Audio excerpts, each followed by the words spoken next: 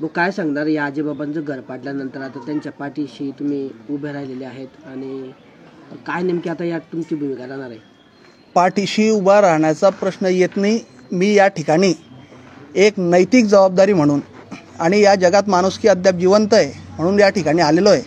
नमस्कार, मी ॲडव्होकेट पियुष नरेंद्र पाटील, सामाजिक कार्यकर्ता आहे. माझ्या शेजारी आजी आजोबा आहेत आणि यांचं गेल्या 2 दिवसाला जळगाव महानगरपालिकेच्या अतिक्रमण विभागाने 15 दिवस पहिले नोटीस बजावली होती, परंतु अचानक येऊन हे घर या ठिकाणी पाडलेलं आहे. आज ते रस्त्यावर आहे, त्यांच्या डोक्यावर छत नाही.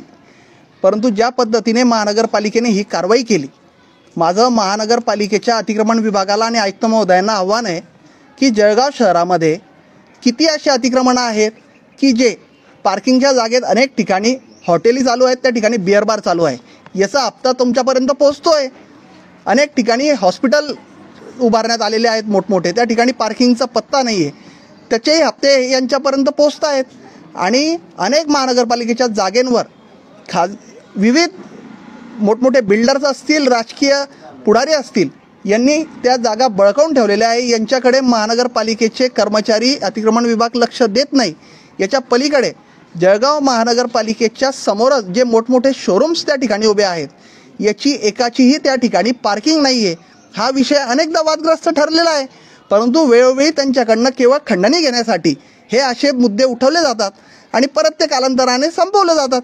आणि माझं या निमित्ताने ही जी जागा आहे, हे जे आजी आजोबा या ठिकाणी राहत आहेत, ही जवळपास 1000 स्क्वेअर फीटची जागा आहे. हे 1000 स्क्वेअर फीटचा या ठिकाणी आज रोजी 3 ते 5 हजार रुपये भाव चालला आहे स्क्वेअर फीटचा. म्हणजे किमान 30 ते 50 लाखाची केवळ जागा आहे. याच्यावर जे इन्फ्रास्ट्रक्चर उभं राहील हे किमान आज 1.5 कोटीच्या घरात आहे.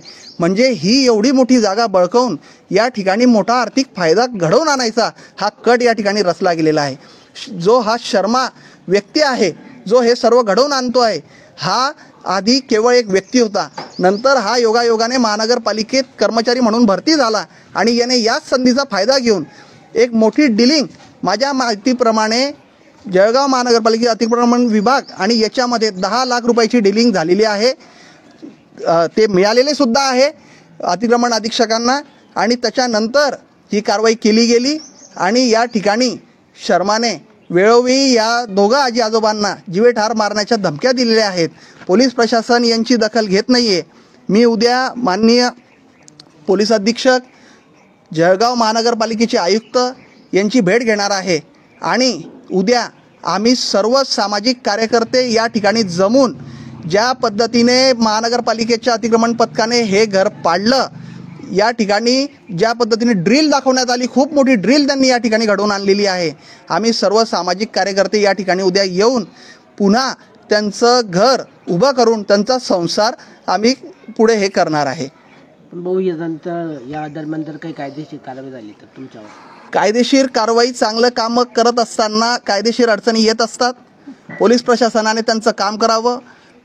आणखीन काही प्रशासन याच्यात सक्रिय होणार असेल तर त्यांनी याचं काम करावं.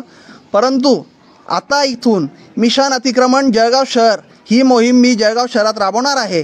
जर जळगाव शहर महानगरपालिकेच्या अतिक्रमण विभागाला हे अतिक्रमण दिसत नसतील तर मी दररोज लाईव्ह शो करून हे अतिक्रमण महानगरपालिकेच्या लक्षात आणून देणार आहे. आणि जळगाव महानगरपालिकेचे अतिक्रमण विभाग आयुक्त ही मर्दानकी दाखवतील का, हे आपण सगळे डोळ्यांनी बघूया पुढे.